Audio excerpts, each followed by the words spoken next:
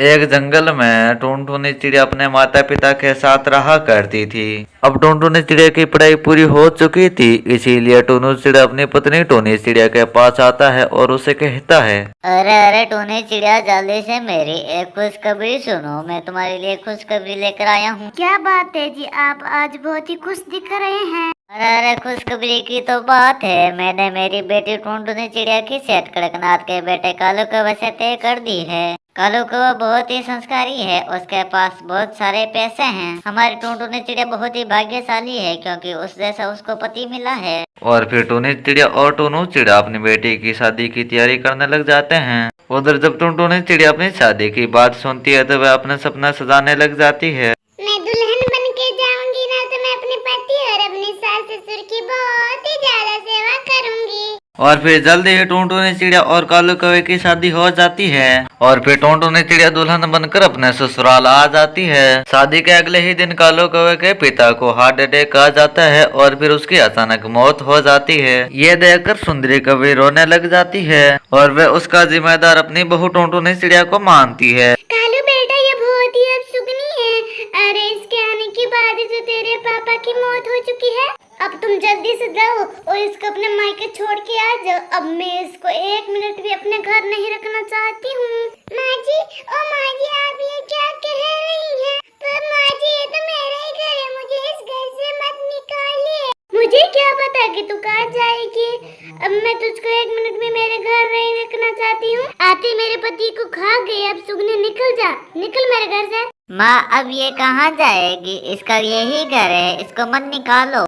ओफो, तुझे बहुत बुरा लग रहा है मैं इसको कुछ कह रही हूँ तो जा तू भी चला जा इसके साथ। मुझे किसी की जरूरत नहीं है। तेरे पापा वैसे भी मुझे छोड़ चले गए हैं तो मैं पूरी दुनिया अकेले गुजार लूंगी। जाओ, चले जाओ तुम दोनों ही। इस उपसुगनी को जाओ मेरे आंखों से दूर कर दो। तू खड़ा खड़ा मेरा मुंह क्या आ जाएगा। जल्दी से दूर कर इसको।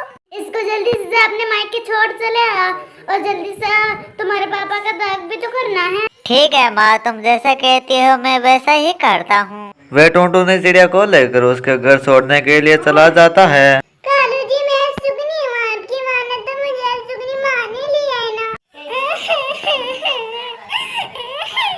तब कालू कौवा उसको समझाते हुए कहता है, अरे अरे टुनटुनी चिड़िया, तुम चिंता मत करो। मैं माँ को समझाकर तुम्हारे लेने के लिए जरूर आऊंगा।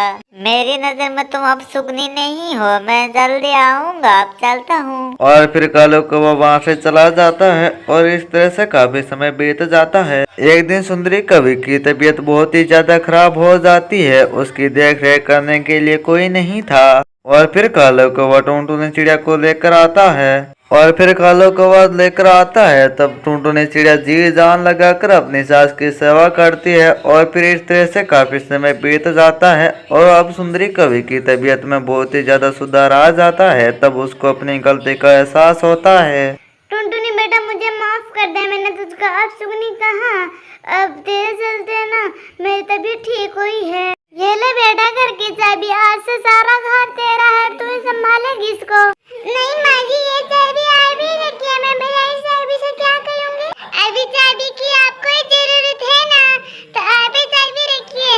आपने मुझको चाबी देकर बहुत ही बड़ा मुझ पर एहसान किया है। उस दिन के बाद से टुनटुनी चिड़िया अपने ससुराल में खुशी खुशी रहने लग जाती है। तो दोस्तों, ये थी आज की कहानी। आपको कैसे लगी हमें कमेंट कर जरूर बताएं। अगर आप हमारे चैनल पर नए हैं तो चैनल को सब्सक्राइब करना मत भूलना।